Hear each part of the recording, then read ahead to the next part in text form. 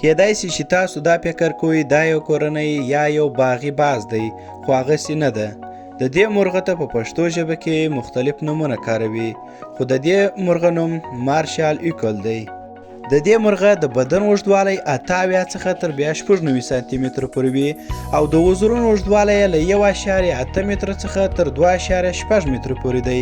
دا د افریقا یو له تر ټولو قوي ښکار کوونکی مرغان څخه دی.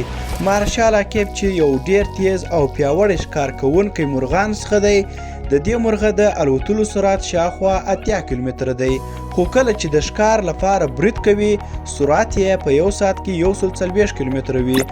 دا مرغه د مځکې څخه تر 300 او 1500 مترو پورې د الوتنه کوي ترڅو ښکار لپاره هدف پیدا کړي.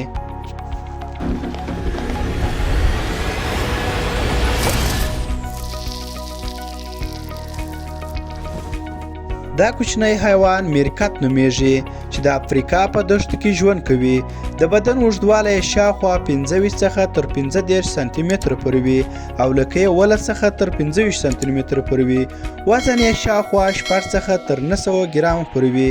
سپک نسواري رنګ لري، شا پر برخو یې تورې کرښې وي او سترګې یې شاوخوا تور رنګ لري. خو کوچنی حشرات، ماران، کوچني مرغۍ او میوې خوري. ډېر هوښیار او ټولنیز او احتیاطي حیوان دی. تل د خطر لپاره شاوخوا ګوري او ډله ییز ژوند لري. میرکت معمولا د ځمکې لاندې سوري کوي او هلته ژوند کوي او د ښکار کوونکو مرغانو، مارانو، نور خطرناک حیوانانو څخه ځان ساتي. دوی ته تر ټولو لوی خطر له اسمانه وي، ځکه چې د دوی ځای د اسمان د ښکار کوونکو مرغانو کور دی. د میرکت سترګې تل اسمان ته نیولې وي چې مارشال ایکل څخه مرغه څخه ځان وساتي.